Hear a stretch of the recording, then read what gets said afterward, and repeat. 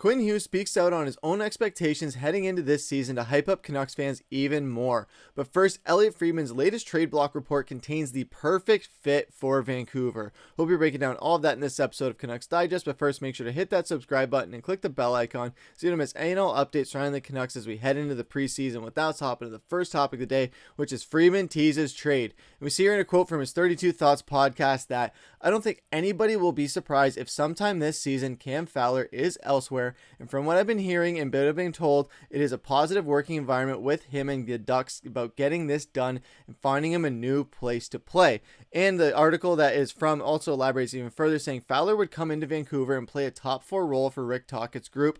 Absolutely, for sure, when you look at their defensive depth. The cost to acquire Cam Fowler might be high given how the Ducks value him. The Windsor, Ontario native also has a modified no trade clause with 4-team no trade list, and it's unclear if the Canucks are one of those teams. Going a step further, the 32-year-old also has 2 years remaining on his contract with a cap hit of $6.5 million per season. If the Canucks were to acquire Cam Fowler, they would either need the Ducks to retain a portion of his salary, which would drive up the price even more, or move out some money. Either way, it wouldn't be an easy move for Vancouver to make, but with Fowler being a consistent 30-plus point player, he can play both on the power play and the penalty kill. It would be a good fit for Patrik Allvin and the Canucks. Now, I might be a little bit biased being from Windsor, Ontario. I've seen Cam Fowler play for the Windsor Spitfires, and him being from my hometown, I'm a little bit biased towards wanting to see him for the Vancouver Canucks, the team that I cover as well, and a massive fan of.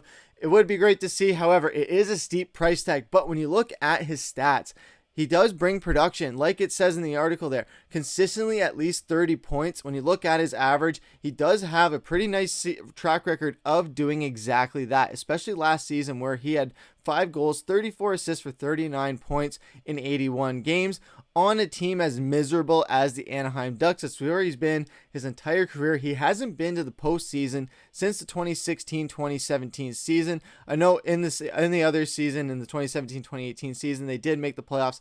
However, he was injured with a shoulder injury, and he was taken in the first round, the number 12 overall pick back in 2010. So this guy has been around the league for a long time. He is a veteran who just consistently puts up a good amount of production. He's not going to do anything crazy, but he would be a pretty decent fit on this Vancouver Canucks team, especially when they need to go out and get some depth where it seems like it's not all bolstered down there. You do have guys like Carson Soucy and Derek Forbort on the second and third pairing on the left side. But if you're able to bring in a guy like Fowler who can bring that experience, I know we just brought in Forbort from Boston. I know Carson Soucy is a fan favorite, especially for that hit that he laid on McDavid in the postseason last season when he cross-checked him right in the face. It was just great to see. That's just a brief side note. However, if you can put Fowler on there, even in the third pairing, where Forbort is on that reserve fourth pairing, where if you throw him in there as a healthy scratch or when he needs to step in for an injury, I think that's a solid pick where if they can make it happen, I know that it is a hefty price tag, especially for a guy who is as old as Fowler, but the Ducks are not going anywhere anytime soon, so it makes sense for them to want to clear up some veteran space. If they can get the Ducks to take on a bit of the contract, yes, it brings up the price, but if the Ducks are fitting the bill for a bit of that, it is a bit beneficial to Vancouver, especially if they can bring in a guy who is a Canadian, especially from Windsor, Ontario at that, and he can fit in with this Vancouver team, not only as a defenseman who can ruffle feathers, but he can also put up points, and he can play on both sides like the article said, where he'll be efficient not only on the power play, but also on the penalty kill, and that is something that has been crucial for Vancouver in the past few seasons, especially when looking at the amount of games that we lost because of being shorthanded or because we weren't capitalizing on as many power plays as we should have.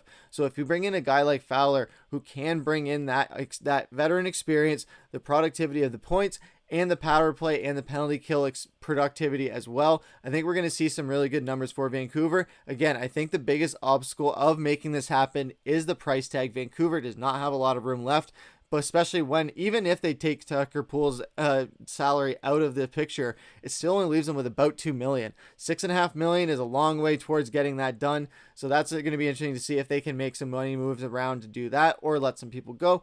Who knows what will happen with this Vancouver Canucks roster, but let us know what you guys think about Cam Fowler. Would he be a good fit with this Vancouver team? Let us know what you guys think down below, but that's going to take us to our second topic of the day, which is Hughes' huge expectations. And we see here in a quote from a sports interview that he did where he says, "I feel like I missed a lot of scoring opportunities last year, and even though my goal scoring spiked, I think it can spike again. This whole summer, I worked on goal scoring from the dot, goal scoring from the top of the circles. So I think I can score more. I think I can score 20 goals. And if he were to score 20 goals, he would be the second defenseman in Vancouver Canucks history to hit that mark, following Adrian Aucoin, who had 23 during the campaign in 1998-1999. It would be the first time in basically a generation that would have happened for the Vancouver Canucks. If Quinn Hughes is one to be able to do it, that would be amazing. We saw in his stats last season, he wasn't too far off from hitting that 20-goal mark. He was only 3 goals away from that in those 82 games. I think if he has that edge and he has that goal in mind, I don't doubt he's going to be able to hit that. We've seen guys, not only in hockey, but also in other sports, where when they write down a goal heading into a season, odds are they're going to hit that goal. They're going to have it in mind the entire season. Even if it's just for themselves, it's not for their team stuff. They're going to make sure that they hit it no matter what, because if they're able to hit that, their team's probably in a good position of winning the games. If Quinn Hughes is scoring and contributing to points, Vancouver's probably in a good position to win the hockey game, especially when looking at his points total and how he continues to get better throughout his career. But as the interview went on, another question was brought up, which was the question of 100 points. Is 100 points in the question for Quinn Hughes? As far as the other thing, 100 points, I'm not sure. For me, I'm going to try and be aggressive every single night and push the pace, push my game, and then wherever that takes me, it takes me. So as much as he wants to get 20 goals, 100 points isn't exactly the main focus for him. I know for sure that he just wants to get wins. He wants to get W's. He wants to bring home the hardware. As more than the Norris Trophy, he wants to bring home a Stanley Cup. So that's the main goal here. Then the 20 goals is probably secondary. The points are what they are. The points are probably something of an afterthought for these guys. Goals are probably more of what they think, because points can rack up so fast, especially for a guy like Quinn Hughes, where he's constantly on the ice, he's constantly touching the puck, and he's constantly creating opportunities for his teammates, and it leads to a lot of assists. We saw in his stats last season where 75 of them just last season, and he's always had those high assist points. So if he's able to keep doing that, I don't doubt he's going to be able to just rack it all up and hit 100 points, especially if he hits that 20 goal mark. If he were to hit that 20 goal mark last season, it would only put him a few behind. He would only put him 5 behind the 100 point mark. So it's definitely realistic for Hughes to hit that, especially as a defenseman. That would be incredible, and it would lead to a potential repeat of a Norris Trophy. And speaking on the Norris Trophy, he did have to say, winning the Norris obviously does change your perspective on yourself a little bit. After it sinks in, it's like, wow, that's pretty cool. But right now, it's like I didn't win the Norris because it's new year. It's next year. It's always next year. I think that there's more I can get through. If I get 80 points or 85 or 95 or whatever it is, I do think my game will be better this year. So that's another good thing, where as much as he wants to hit the 20 goals, he's not really focused on the 100 points or even 80, 85, or 95.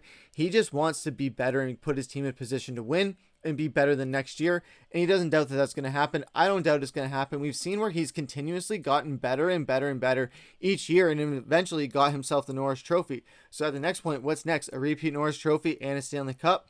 Potentially a Conn Smythe if he is the most valuable player during that series.